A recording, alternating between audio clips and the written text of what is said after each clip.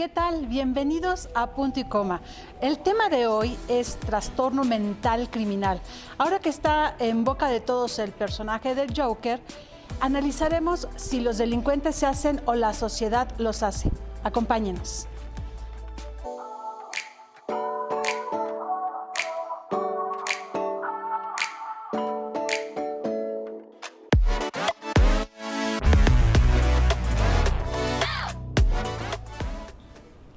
Pues ya estamos aquí en Punto y Coma. ¿Y qué tal con este personaje del Joker? Que nos dejan muchas reflexiones, sobre todo porque hay psicópatas que nacen o se hacen. Y justamente para eso están aquí nuestros especialistas, para hablarnos del personaje. No vamos a spoilerear la película, por supuesto, pero sí es un personaje que vale la pena analizar desde la parte psicológica, por supuesto, pero también desde la parte social, porque como que se van mezclando muchísimo estos dos elementos en una persona que genera, pues de alguna manera, un caos. Y vamos a darle la bienvenida a nuestros invitados, el doctor Edgar Casillas Guzmán. Él es psiquiatra por la UNAM y egresado del Hospital Psiquiátrico Fray Bernardino Álvarez, con alta especialidad en psiquiatría del Hospital General y patología dual por La Salle. Bienvenido. Muchas gracias por permitirme estar aquí y comentar esta magnífica película con un tema muy importante y relevante actualmente. Muchas gracias. Y también está la doctora Eva García Armendáriz, bienvenida, que ella ya ha estado con nosotros. Ella es psiquiatra por la UNAM, también egresada del Hospital Psiquiátrico Fray Bernardino Álvarez y actualmente está realizando una segunda especialidad en psiquiatría infantil y adolescente. Gracias, Lore. Pues sí, gracias por el espacio, nuevamente abriendo pauta a la salud mental, que es tan importante en estos momentos. Así es. Y por supuesto darle la bienvenida a mi querida Jimena Mejía. ¿Cómo estás, Lore? La verdad es que es un gusto abordar estos temas y yo creo que esta película lo tejió muy bien, como lo comentas, en la parte social, que hay que ponerle ojo, ¿no?, a las enfermedades mentales y cómo está cambiando a veces el mundo para mal, ¿no? Exacto, y este personaje creo que nos pinta de cuerpo entero a lo que está pasando en la sociedad, porque Gotham podría ser, o Ciudad Gótica podría ser de alguna manera un poquito ciudades conflictivas. No podemos dejar pasar la Ciudad de México, donde el delito, el crimen cada vez van ganando terreno. Y si van ganando terreno es porque hay personas que tienen ciertos puntos o desequilibrios, tanto mentales como emocionales, y que tienen mucho que ver con la sociedad. Y el Joker, justamente, el Guasón, como le ponen aquí en México, es como un personaje emblemático en este sentido. Y sabemos que es un personaje que no existe, pero en la vida real existirán de todos estos grandes criminales. Y le pongo grandes porque generaron muchísimo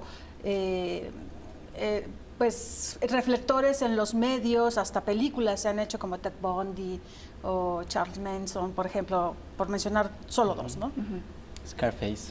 Sí, no, es un tema muy relevante porque aborda desde el punto de vista Ciudad Gótica este problema social, ¿no?, esta denigración tal vez de la sociedad, el ver cómo hace una referencia a los problemas que va generando la sobrepoblación, por ejemplo, la inseguridad, diferentes crímenes que van detonando problemas sociales o los van magnificando, y eso es tal vez, desde mi perspectiva, el mensaje principal de la película. Bueno, uno de los mensajes principales es reflejar esa ciudad distópica en donde hay un caos, pero finalmente ese caos depende mucho de la diferencia de las clases, del abordaje hacia la parte económica, la pobreza, la inseguridad y la atención, por supuesto, en la salud mental. Entonces, también complementando la pregunta, yo creo que hay muchos Jokers, pero es una representación, a mí me parece muy buena, de toda esta psicopatología que puede caber en una persona. Y por ejemplo, ¿qué tiene que ver la parte de la infancia en el desarrollo de un psicópata como Claro. el Guasón?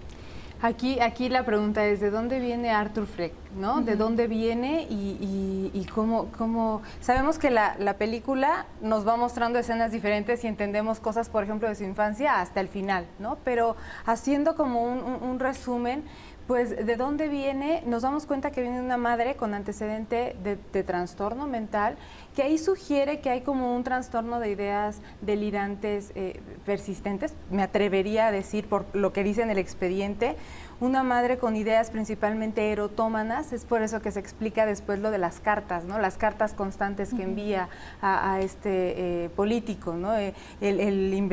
Bueno, alucinar que su hijo, a pesar de que ahí sale una carta de adopción.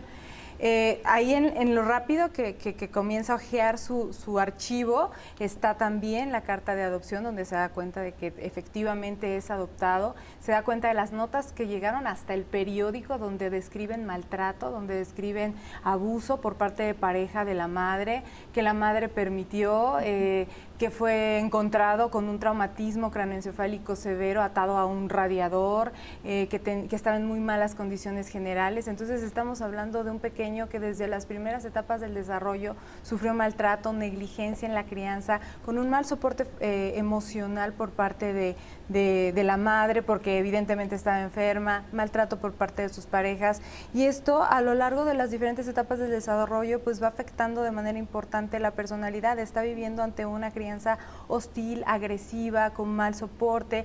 Entonces esas figuras de básicas que nos otorgan la autoconfianza, seguridad, pues están inadecuadas. Y eso se ve después en el vínculo patológico que tiene con la madre. No sé si recuerdan las escenas en las que la está bañando, en las que se acuesta con ella, en las que está como totalmente volcada su atención en ella, ¿no? Entonces ahí en psiquiatría infantil hablamos de vínculos tanto adecuados como patológicos, y ahí identificamos como un vínculo inseguro, un vínculo inseguro donde la madre o el principal soporte, padre ausente obviamente, la madre principal soporte enferma, genera con él un vínculo patológico inseguro, nosotros lo llamamos el diagnóstico como tal, inseguro ansioso, en el que él no adquiere esa fortaleza desde las principales figuras. Entonces sí, desde las primeras etapas de vida se están viendo precisamente, Lore, esas vulnerabilidades de él para el desarrollo de mayor psicopatología en la adolescencia o infancia. Y él lo recalca mucho en sus cuadernitos, ¿no? En sus notas, donde dice, y después lo menciona verbalmente, no he sido feliz ni un solo minuto de mi vida, ¿no? Entonces, ese traumatismo craneoencefálico que tuvo después se asocia aparentemente a esta disfunción neurológica que, no sé, podríamos como inferir que se trata de un síndrome pseudovulvar, por ejemplo, que puede venir a causa de un traumatismo craneoencefálico severo, donde hay incontinencia emocional. Puede haber alteraciones emocionales de pronto, y esto lo exacerba la angustia o las situaciones de extrema ansiedad o demanda. Entonces, si se dan cuenta, en las diferentes etapas del desarrollo de la película, estas incontinencias afectivas se presentan o cuando lo agreden o cuando va a estar ante una situación estresante. Entonces, aquí la madre se ve como trata de compensar a lo largo del desarrollo, diciéndole, tu misión es hacer feliz al mundo, bla, como para compensar el trastorno neurológico, como para normalizarlo, ¿no? Entonces él se lo adopta como misión de vida, pese a que no sea bueno, ¿no? Híjoles, la verdad es que es muy interesante. Tenemos que ir a una pausa, pero al regresar sí vamos a plantear, ¿la sociedad puede generar que alguien se haga malvado o uno puede nacer con esta condición, claro, o predisposición? Claro, Volvemos.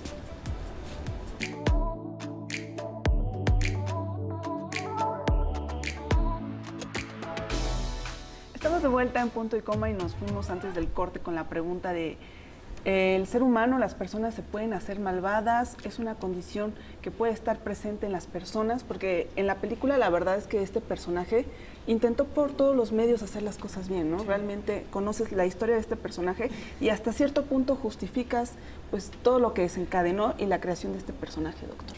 Pues es una pregunta muy interesante. Justamente hace unos días hablábamos de esto en una charla médica, de que finalmente la parte genética importa muchísimo, ¿no? A veces quisiéramos que no, pero si es como dicen, lo que viene de fábrica te da cierta vulnerabilidad, ¿no?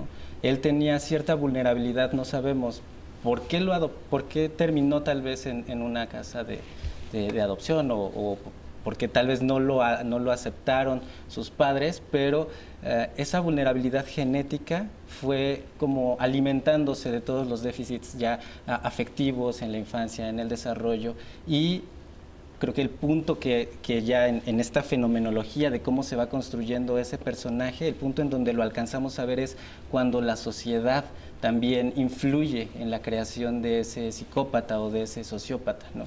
Tiene todo un desarrollo, pero desde mi perspectiva no podemos dejar de lado la parte genética. Ese es como el campo fértil en donde si se dan estas cuestiones multifactoriales, diferentes tipos de problemas en el vínculo, pobreza, ¿no? Sabemos que entre más factores de riesgo haya en una persona, pobreza, abandono, negligencia, violencia, abuso sexual, falta de oportunidades, falta de acceso a la comunicación, falta de trabajo, todo eso va generando una carga en ciertos sectores, ¿no? En los marginales, que los hace más susceptibles a desarrollar trastornos mentales. Y creo que, insisto, esa parte que alcanzamos a ver es donde la sociedad le da la espalda, ¿no? Me quedan también ciertas escenas como mensajes de cómo la sociedad patea a esa persona, ¿no? La deja de lado y pues de alguna forma podemos también pensar que la sociedad los crea, ¿no? Claro.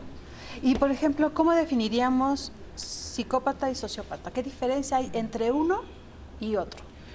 Pues realmente, psiquiátricamente, desde el punto de vista de la salud mental, entran ambos términos o podrían ser sinónimos de lo que se conoce como trastorno antisocial de la personalidad. Ese es el diagnóstico psiquiátrico, ¿no? Que está catalogado en el DSM-5, en el CIE-10, trastorno antisocial de la personalidad. Y ya estos términos sociópata, psicópata, creo que es el desarrollo de ese mismo trastorno, ¿no? Estas personas han existido a lo largo de la humanidad porque tienen ciertos rasgos muy característicos que los pueden llevar a ser grandes líderes. Por ejemplo, hablemos de Hitler, ¿no? Claro. ¿No? O sea, tiene estas características y de alguna forma ahí han estado, hace tiempo estaban, ¿no? Estos ejemplos de némesis o antítesis tal vez de ciertos personajes, ¿no? Judas tenía esa contraparte de Jesús, ¿no? El bien y el mal. Entonces, esta idea ahí ha estado y esos términos me parece que van más en cuestión del desarrollo lingüístico, conceptual, ¿no? Psicópata, si lo vemos actualmente de sus raíces esenciales, ¿no? Griegas, es el enfermo de la mente.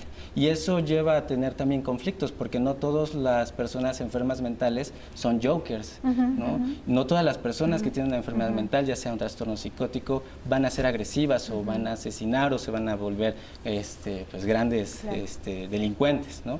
Pero sí ante ciertas características. Entonces, ese término pues causa un poco de problemas lingüísticos, conceptuales. El término sociópata va bien dirigido a esta situación más social, ¿no? Cómo la sociedad puede generar ciertas personas que vayan contra esa misma sociedad que los crea. Entonces, como término ya en análisis de investigación, todo se engloba, ¿no? Todas estas conductas o rasgos sociopáticos o psicópatas, ¿no? Que culturalmente o en el inconsciente colectivo se tiene la idea de pues la persona que no tiene sentimientos, que no le importan los demás, que buscan su propio beneficio a costa de lo que sea, no tienen empatía. Entonces, realmente, actualmente es un término que engloba este trastorno y también, como cualquier otro trastorno, tiene un espectro de gravedad, ¿no? O sea, desde un trastorno antisocial leve hasta un joker, ¿no? Claro. Entonces, sí, la sociedad va creando estos monstruos a partir de los rechazos, de las faltas de oportunidad y digo, lo podemos ver de alguna manera en una sociedad real, ¿no? Sí. Porque antes era como que ver al ladrón, que nada más eso, robaba, pero hasta ahí. Sí. Ahora, si no les das el celular, te matan. Entonces es una violencia que se crea de alguna manera. Se normaliza. Sí. ¿No? Exacto, sí. Exacto. Y fenomenológicamente fue explicado, o sea, de una manera magnífica, porque si se dan cuenta, nos dimos cuenta de sus pérdidas, o sea, de sus pérdidas emocionales y del callo emocional que fue generando.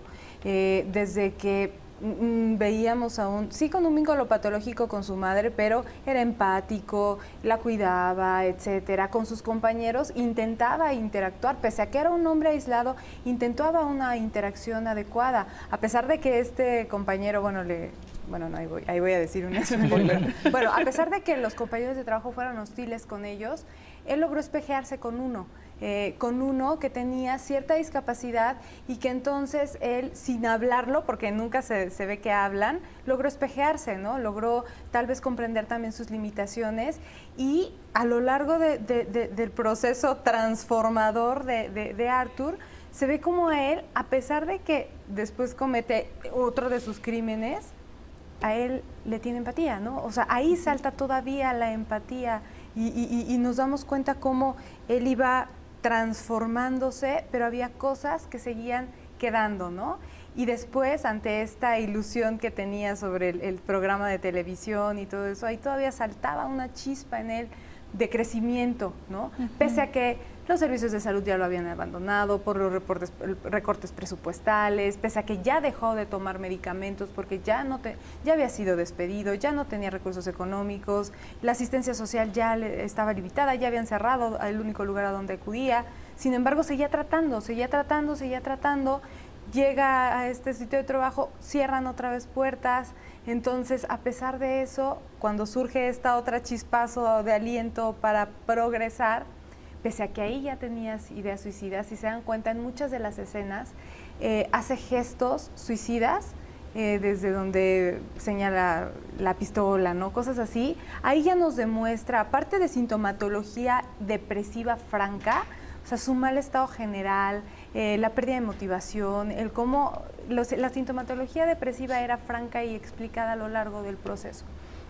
Entonces, esa sintomatología franca llegó a un episodio depresivo pues muy grave, donde llegó a tener incluso alucinaciones, que ahí, bueno, también es como poner un poco a la expectativa, ¿no? De si fue una depresión psicótica o si fue psicosis por la lesión neurológica, o sea, pero hubo síntomas psicóticos donde él salía de la realidad, ¿no? Y es donde percibe esta relación amorosa que no fue cierta, ¿no? O sea, como mecanismo de defensa. Entonces, bueno, muchas cosas. Él intentó, estuvo en este proceso y se ve cómo se va perdiendo este interés por el otro, esta negociación con él para mejorar las situaciones sociales, para mejorar la relación con compañeros, etcétera. Y lo último, pues sí, seguía siendo empático con su compañero, al que finalmente lo trata bien, ¿no? Como su par. Sí, Como su par. Y por ejemplo, estamos hablando de un personaje creado de la ficción, ¿no? Pero con ciertos rasgos de una realidad que vivimos día a día en el mundo. Un personaje como el Joker, ¿lo podemos tener en la sociedad real, así con esos rasgos, con esa incontinencia afectiva y esas carcajadas que es la característica fundamental del Joker? Ese Joker de Joaquín Phoenix, porque si se acuerdan del Joker de Jack Nicholson, él era siempre nada más la sonrisa a partir de las cicatrices que se le generan en la cara, ¿no? Que también obviamente es es un personaje ficticio, pero este es como más real porque no tiene, él nada más gesticula, sí. No tiene estas heridas como Jack Nicholson en el primer Batman que nosotros vimos en el cine, ¿no? Bueno, hay todo un proceso de elaboración del personaje del Joker, en la evolución de la historia, ¿no? Desde los 40s. Pero desde el principio, como salió Batman y todos estos personajes a partir de una serie de detectives, ¿no? Cómics de detectives, el primer Joker es más parecido a este que nos presentan desde mi perspectiva, porque era ese perfil sociopático, ¿no? Que puedes encontrar que sí existe, que actualmente que hay Jokers, sí, no vivimos en esa exageración distópica de ciudad gótica, pero sí los hay, ¿no? Y tal vez no necesariamente tengan maquillaje, pero pero también salen en la tele, también tienen sus programas, sus series ya televisivas, ¿no? O sea, esos Jokers ahí están, no tienen esta deformación, tal vez esa exageración, pero sí los hay y algunos podrán tener también algún trastorno neurológico, pero generalmente tienen este trastorno antisocial de la personalidad y yo pues me atrevería a decir que son muchos personajes importantes en cuestiones como de delincuencia, narcotráfico, armas, o sea, sí los hay. Sí, ¿no? los Jokers los vemos en la nota roja, ¿no? Así es. Abres el periódico y los crímenes que han Así ocurrido es. en la ciudad, ¿no? Y lamentablemente también en este sentido ya de pacientes o personas con trastornos psicóticos graves también los podemos encontrar.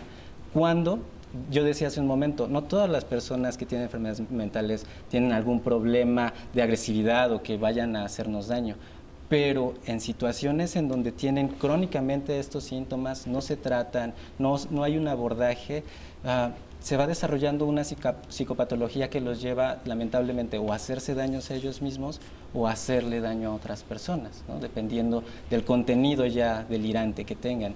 Pero en ese sentido, y contestando otra vez esa respuesta, creo que son muchos los Jokers, pero a mi juicio es algo más como lo vivimos, creo que muchos en esa tensión de casi 2 horas o 2 horas, ¿no? Es algo que podemos encontrar, ¿no? Y que pues fue también cambiando, fue aminorándose tal vez esa psicopatología de él, también por cuestiones normativas, ¿no? De limitar el personaje, no puede ser algo tan violento.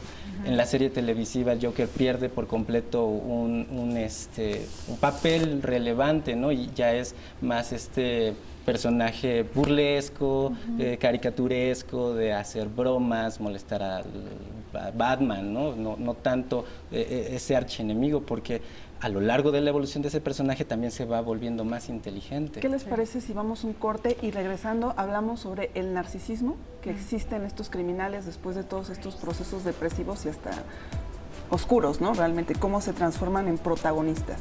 Vamos a un corte.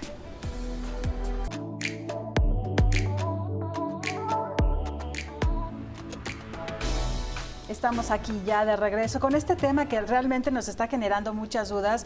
De hecho, aquí nuestros especialistas nos comentan que la película genera justamente muchas dudas acerca de cuál podría ser el diagnóstico de Arthur o el Joker, porque en algunos podría parecer que es esquizofrénico, pero la parte esta súper mega depresiva que lo lleva a cuestiones delirantes, pues realmente no hay una forma. Pero lo que señalaba Jime, el narcisismo, esa es otra parte de las características de este personaje y de muchos otros personajes de la vida real, ¿no? Que pueden tener y que los lleva a ciertas conductas antisociales y también destructivas, ¿no? Así es. El narcisismo va de la mano muchas veces de estas conductas antisociales. Son también dentro de la categoría diagnóstica, son como hermanos, ¿no? Entran dentro de un grupo de trastornos de personalidad que es el grupo B o trastornos del clúster B. Y dentro de estos diagnósticos tenemos el trastorno narcisista, el trastorno antisocial, el trastorno límite y antes estaba el trastorno histriónico, pero ya no. Estos tipos de trastornos se caracterizan por una alta impulsividad, es lo que generalmente está muy de la mano. Y ya con ciertas características u otros toques, pues que tanto manejan esa impulsividad o esa alta emoción a veces. El narcisismo, les decía, va de la mano porque el antisocial tiene sus propias reglas, tiene su propio código, no le importa el código de los demás y entonces al tener o al ir generando ese propio código, por ejemplo, al inicio hablaban de películas, esta película de Scarface, ¿no? También va generando todo, o El Padrino, ¿no? Tienen sus propios códigos y en esos propios códigos lo demás no importa, entonces lo que ellos hagan está bien. Y como obtienen ciertas ganancias, se van gratificando a lo largo del tiempo y entonces de alguna forma podríamos pensar que se van reautoafirmando a que ellos tienen la razón y están bien, ¿no? Y va dependiendo de la sociedad o de los logros que vayan adquiriendo, es como pues puede desarrollarse más también estos rasgos narcisistas, ¿no? Esta necesidad tal vez de admiración que él tenía todo ese hueco todo el tiempo de ser un gran comediante y nunca lo tuvo hasta que se empieza a llenar, ¿no? en esa transformación y va generando, no solamente esa transición al Joker, sino el reafirmarse que los crímenes que ya había hecho no estuvieron mal, ¿no? Sino que incluso estuvieron bien, lo hicieron sentir bien. También en una parte, ya casi al final de la película, él les dice a los conductores que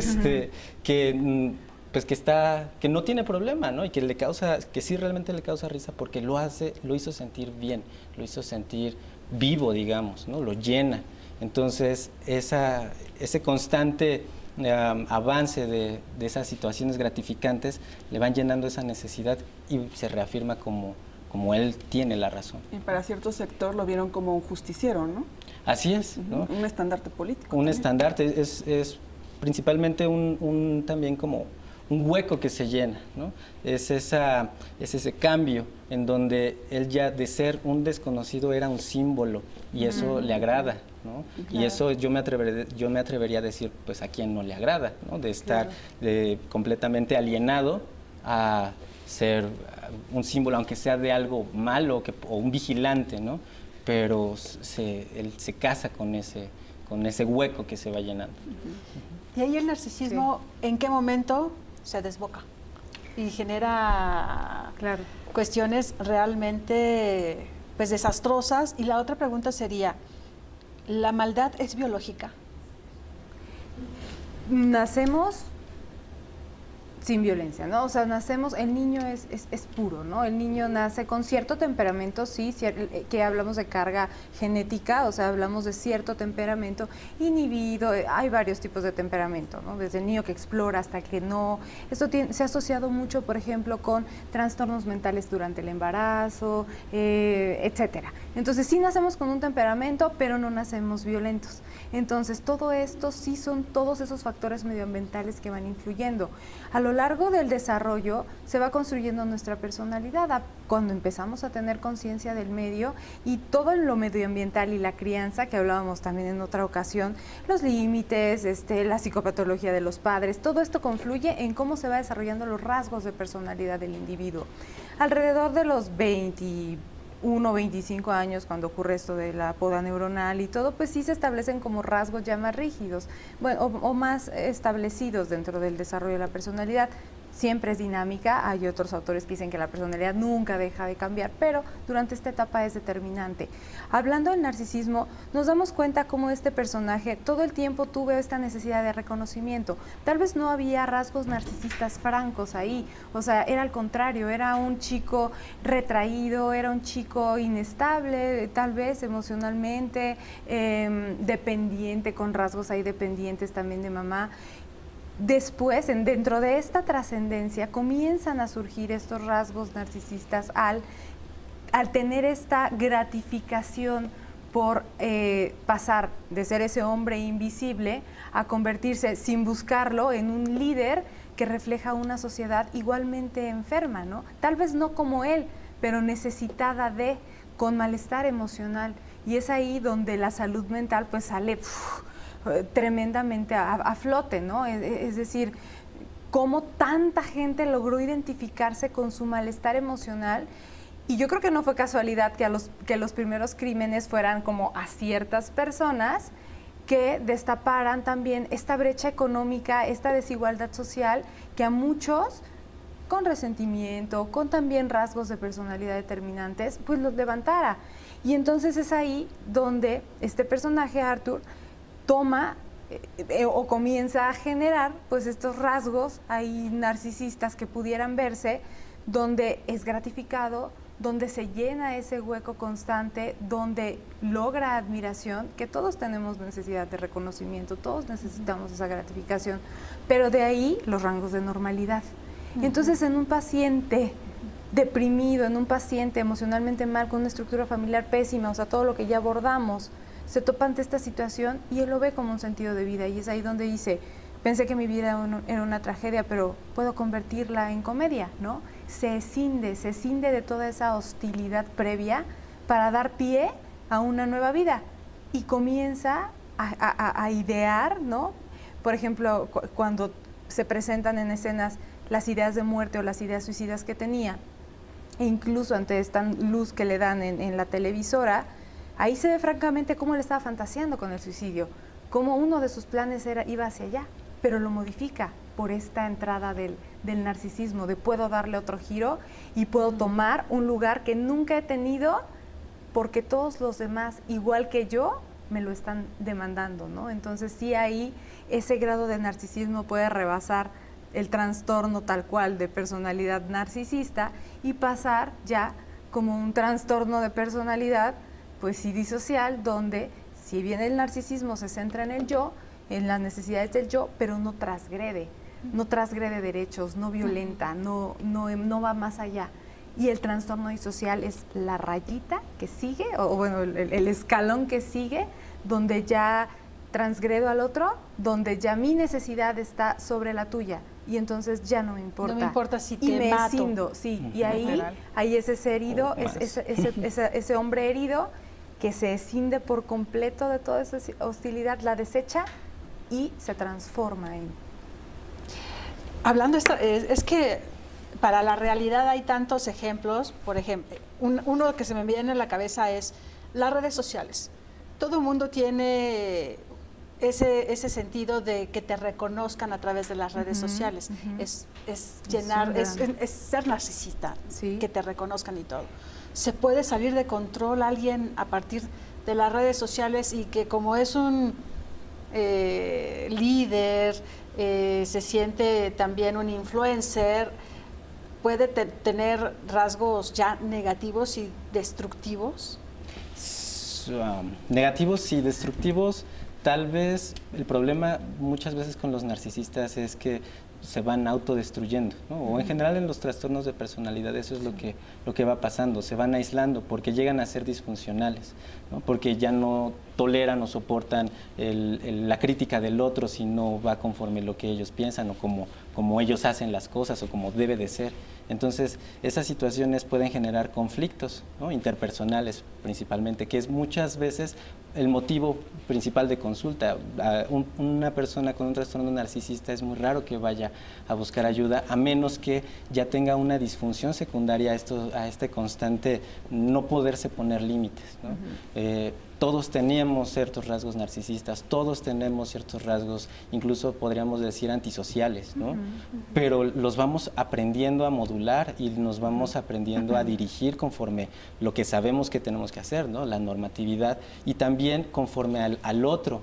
Entonces, para combatir o limitar esa destrucción, ¿no? Tal vez, probable es un ejercicio difícil a veces de humildad, ¿no? De tomar o escuchar un poco en cuenta al otro. Pero es difícil, tal vez, como que una persona narcisista, si no tiene también estos rasgos disociales o antisociales, ¿no? Llegue a ser destructiva. Generalmente son más contra ellos mismos, se van también aislando, o las mismas personas los van limitando porque la convivencia pues no es adecuada. ¿Y ustedes qué opinan? ¿Cómo tenemos que tomar a esta película? Porque realmente Lore decía algo muy importante.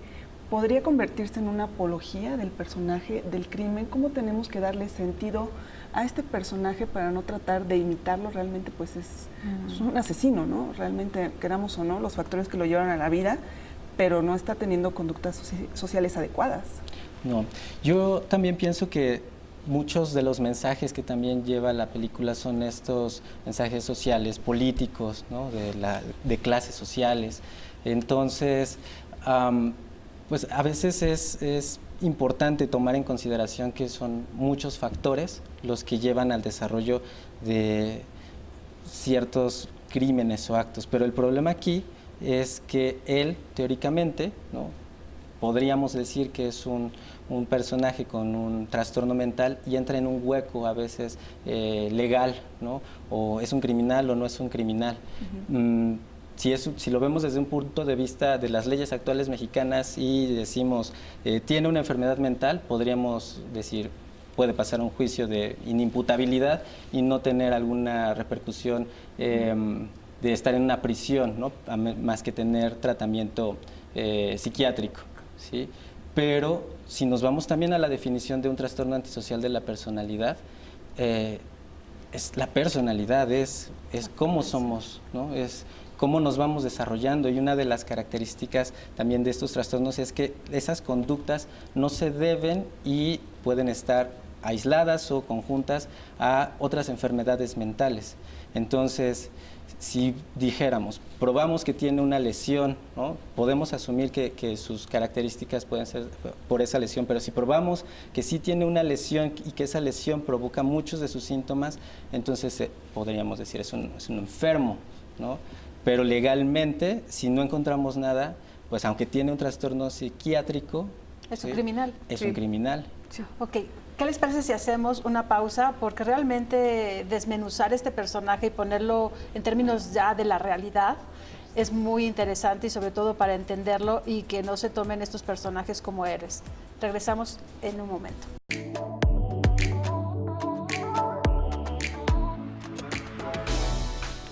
Seguimos con este análisis de este personaje, pero no solamente lo que él implica, sino lo que puede estar dentro de la sociedad y de la creación de otras figuras criminales, ¿no?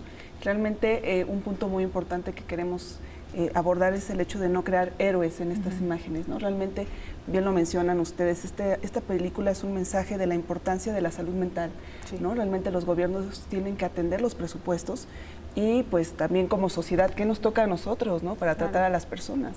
Y los medicamentos que se deben de tomar, ¿no? Porque si no se controlan y no se tiene acceso a ellos, pues justamente puede suceder que se salga de control una persona que tiene un trastorno y que puede llevarlo a atentar contra sí o contra los otros. Es algo muy cultural, ¿no? Es algo muy cultural con lo que luchamos, yo creo que todos los días, absolutamente, tanto en el hospital como en la práctica privada. O sea, es el llegar contigo y decir, es que llegamos al psiquiatra, pero no estoy segura que necesito al psiquiatra porque prefiero como que tal vez primero un psicólogo. Cuando tenemos que psicoeducar, tenemos que empezar a hablar de esto para romper el estigma y decir, el psiquiatra es el especialista que viene de la medicina, que sabe el funcionamiento de tu cerebro y que va a dar la pauta a un panorama diagnóstico y a un plan de tratamiento. Por supuesto que psicología está ahí, ¿no? Psicología viene de las ramas de las ciencias sociales, psiquiatría viene de las ramas de las ciencias de la salud, no podemos negar eso, pero tenemos miedo por el estigma, por ese perder el control. Entonces creo que esta película, estoy siendo muy interpretativa tal vez, pero salió justamente o se estrenó justamente entre esta brecha del Día de la Prevención del Suicidio, ¿no? Y el Día Mundial de la Salud Mental, ¿no? Entonces, durante todo este mes, desde el 10 de septiembre al 10 de octubre, se han venido llevando a cabo muchas actividades promovidas por la OMS, donde se trata de concientizar no solo al personal de salud o no solo a los medios, sino a la población en general. Porque si la población en general es consciente, puede demandar.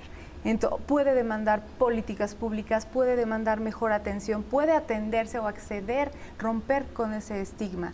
Entonces, definitivamente salió en una fecha o en unas fechas totalmente importantes, trascendentales para dar todo este contexto, ¿no?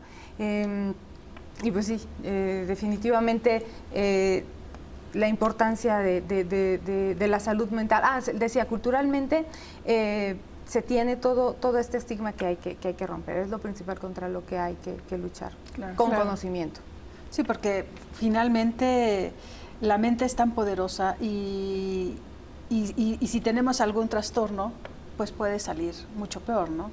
Pero sobre todo, aquí en la cuestión del manejo de la violencia, el crimen, lo que vemos en la película, se supone que no está tipificada o clasificada para adolescentes, por ahí de los hasta 12, 15 años, ¿no? Sino es más hasta de 18 hacia arriba, ¿no? 17 hacia arriba, ¿no? Entonces, pero ¿por qué los papás están llevando a sus hijos que tienen 12, 13, 10 años, aunque digan que tienen el consentimiento? ¿Eso qué genera en un niño, en un adolescente que apenas está observando el mundo, que vea una película de este tipo con un personaje que puede ver como un héroe? Es esa normalización de la que hablamos, ¿no? O sea, tal vez estamos a veces más emocionados porque es un personaje actualmente muy famoso, ¿no? Es una franquicia muy importante, tiene cómics, películas, videojuegos, es un bombardeo y entonces se va normalizando, bueno, pues es Batman, ¿no?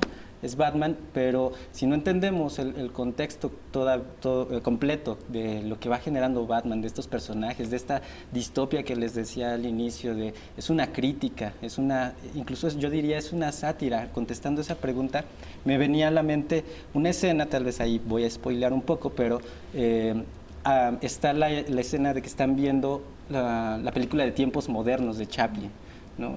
Y esa película es una sátira de cómo en ese momento la sociedad estaba tan pues denigrada a la modernización, a esto del ser un técnico, ¿no? Estar haciendo todo el tiempo.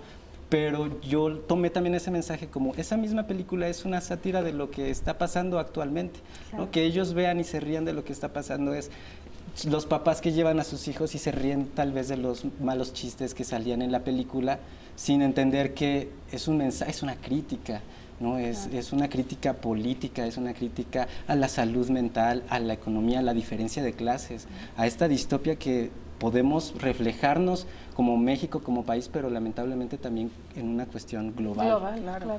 Y si lo aterrizamos en México, a mí me llevaba mucho la reflexión de todas estas series de narcos, ¿no? Donde está totalmente al acceso del público en general, edad, pues no, está en series televisivas, ¿no? Entonces aquí los chiquillos, cuando todavía se considera un juicio insuficiente, ¿no? Se dice, bueno, que después de los 18 ya son adultos, pero realmente no, hablando de desarrollo, no, el juicio no se adquiere aún a los 18. Entonces, el presentar toda esta escena de éxito, triunfo económico, gratificación inmediata con todas estas series de narcos, etcétera, el chico se ancla ahí. Y entonces sí, si nos enfocamos a México, estamos con un grave problema en cuanto a las limitantes, claro. Desde la edad, desde la supervisión de los padres, desde cómo los padres normalizan este tipo de situaciones y cómo los chiquillos van generando todo eso. Perdón, Jimé, antes que se me vaya la idea, la cuestión sería, el Joker es una crítica social y política de lo que está sucediendo a nivel global, vamos a poner así. En la cuestión de las series de los narcos es apología al delito. Porque los ponen justamente de una manera, es fácil acceder a riqueza, es fácil acceder a drogas, es fácil acceder a mujeres y en mil cosas más, ¿no? Otra vez la inmediatez que viene de las redes sociales, la gratificación inmediata y por lo tanto la contraparte, la pobre tolerancia a la frustración, o sea, que nos está llevando al suicidio, a la impulsividad, o sea, si se fijan todo está como perfectamente entremezclado. Sí, ¿no? Sí, me parece una analogía muy buena porque sí, de hecho, lo que plantean estas series es que es fácil, solo tienes que matar a alguien, ¿no? Sí. Solo tienes que vender drogas, solo tienes que pues transgredir cosas y aquí no, aquí te plantean toda la idea de cómo a través de muchas pérdidas, ¿no? A través de cómo la sociedad le da la espalda a Arthur Fleck, se genera este gran problema.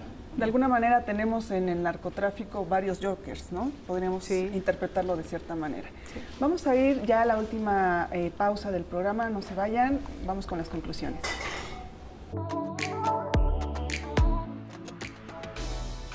Y aquí de regreso, y realmente quedan muchos elementos por diseccionar de este personaje y bajarlos a un personaje de la vida real. ¿Qué podemos concluir rapidísimo en unos cuantos segunditos, Edgar, sobre este personaje y cómo lo debemos de tomar? Yo creo que lo debemos de tomar como pues esta crítica social salí de la película y tuve dos ideas principales. Una es la psicopatología genera psicopatología, la psicopatología de los padres, ¿no? Esto también ya lo han abordado previamente, pero genera esa vulnerabilidad para la psicopatología. Y la otra es, finalmente, si la sociedad le da la espalda a la misma sociedad, va a haber problemas y esos problemas van a generar muchos conflictos, ¿no? Una pérdida de un Estado de Derecho incluso. Claro. Eva. Pues partiendo de mi misión muy individual del concientizar y llevar a la salud mental como una parte primordial en el funcionamiento del ser humano, pues sí me deja en la película algo, recuerdo una frase donde decía, lo peor de tener una enfermedad mental es que la sociedad quiere que actúes como si no la tuvieras, ¿no? Y esto empieza desde la mamá de, no llores, en la consulta, ¿no? En la consulta con el psiquiatra. Entonces yo creo que todos los aspectos que tú acabas de mencionar son totalmente fundamentales y aquí el punto es seguir concientizando tanto a la población para que ayude a los suyos. O sea, Claro. empezando de un núcleo, puedes tocar inmensamente a muchas personas, ¿no? Y entonces partiendo de ahí, ayudar y entonces preguntarnos si estamos funcionando, si estamos mal funcionando o disfuncionando y pedir ayuda. Pues queremos agradecerles a Eva y a Edgar por haber estado aquí, mi querida Jimena. Querida Lore. Quédense con la programación de Excelsior Televisión, que tengan una excelente semana.